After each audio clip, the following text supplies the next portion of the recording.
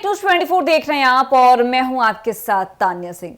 देखिए, बिहार के चौकीदार दफादारों की हालत आज भी बदतर बनी हुई है। सालों से वे अपने अधिकारों की मांग को लेकर संघर्ष कर रहे हैं, लेकिन ना तो उन्हें कोई स्थायी समाधान मिला है और ना ही भविष्य को लेकर कोई स्पष्ट दिशा। वे लगातार अनिश्चितता और असमंजस की स्थिति में लगातार जीते आ रहे हैं। बता दें कि राज्य सरकार से लेकर केंद्र सरकार तक हर स्तर पर उन्होंने अपने अधिकारों और बहाली की मांग को लेकर आवाज उठाई, धरना प्रदर्शन किया, नेताओं से गुहार लगाई, लेकिन उन्हें सिर्फ आश्वासन मिला, कोई ठोस कदम नहीं उठाया गया। देखिए, चौकीदार दफादारों की लड़ाई अब सिर्फ नौकरी या वेतन की नहीं रह गई है, बल्कि यह अब उनके आत्मसम्मान और सामाजिक पहचान की लड़ाई बन चुकी है। देखिए, यह मामला सुप्रीम कोर्ट तक पहुंच गया था और सभी को उम्मीद थी कि शायद देश की सर्वोच्च अदालत से उन्हें कोई न्याय मिलेगा, लेकिन दुर्भाग्यवश ऐसा नहीं हुआ। 19 मई को हाईकोर्ट द्वारा इस केस को खारिज कर दिया गया और सुप्रीम कोर्ट से भी कोई सकारात्मक या फिर निर्णायक निर्णय सामने नहीं आया। बता दें कि इससे चौकीदार समाज के लोगों में भारी निराशा फैल गई है। जिन उम्मीदों के साथ उन्होंने अदालत का दरवाजा खटखटाया था, वो उम्मीद अब पूरी तरह से टूट चुकी है। बता दें कि हाल ही में इस मुद्दे को लेकर हमारे चैनल एक न्यूज 24 में एक विशेष रिपोर्ट चलाई, जिसमें चौकीदार दफादारों के दर्द और संघर्ष को दिखाया गया। इस रिपोर्ट पर दर्शकों ने बड़ी संख्या में अपनी प्रतिक्रियाएं भी दी है और कमेंट्स के माध्यम से अपना गुस्सा और निराशा जाहिर की है। एक यूजर ने लिखा कि हमारे समाज का प्रतिनिधित्व करने वाले चिराग पासवान जैसे नेता भी आज हमारे साथ नहीं खड़े नजर आ रहे हैं। उन्होंने सवाल उठाया कि जब हमारे खुद के नेता हमारी आवाज नहीं उठाते तो हम अपनी बात लेकर किसके पास जाएं, किस दरवाजे पर जाकर इंसाफ की गुहार लगाएं। एक अन्य कमेंट में लिखा गया कि जब विधानसभा में इस मुद्दे को उठाया गया था, तब यह कहकर टाल दिया गया कि मामला अदालत में है और कोर्ट का निर्णय आने तक कुछ नहीं किया जा सकता है।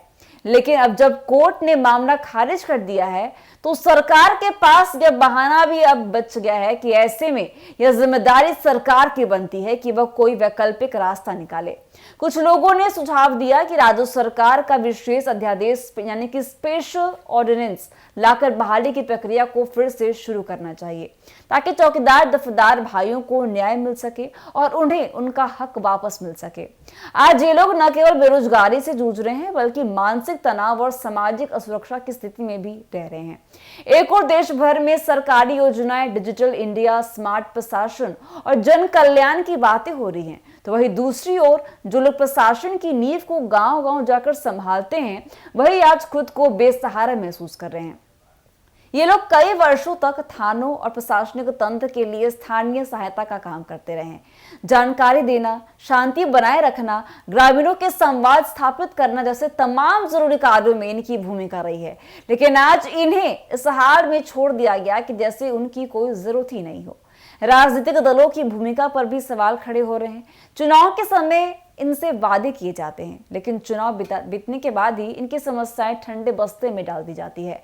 केंद्रीय मंत्री चिराग पासवान जैसे युवा नेता, जिन्हें समाज को उम्मीद थी कि वे उनके लिए मजबूती से आवाज उठाएंगे, वे भी अब खामोश नजर आ रहे हैं।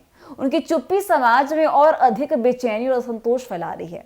अब समय आ गया है कि इस मुद्दे को फिर से गंभीरता से उठाया जाए और सरकार को चाहिए कि वो विशेष अध्यादेश लाकर लोक बार फिर से चौकीदार दफादारों की बहाली का रास्ता साफ करे। सिर्फ आश्वासन और राजनीतिक भाषणों से काम नहीं चलेगा। जब देश में हर वर्ग के लिए कल्याणकारी योजनाएं चलाई जा रही हैं, तो फिर इस मेहनत कंश का ईमानदार वर्ग को क्यों नजरअंदाज किया जा रहा है? इस पूरी लड़ाई का सार यही है कि चौकीदार दफादार अब सिर्फ बहाली नहीं, बल्कि सम्मान और स्थायित्व की मांग कर रहे हैं। अगर सरकार वाकई में सबका साथ, सबका विकास चाहती है, तो उसे सबसे पहले उन लोगों की सूध लेनी होगी जो सालों से उपेक्षा और इंतजार के साए में जी रहे हैं।